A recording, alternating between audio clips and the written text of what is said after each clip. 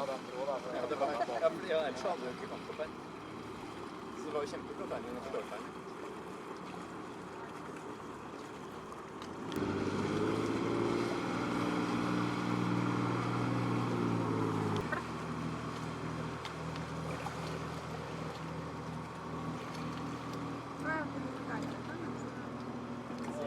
Faktisk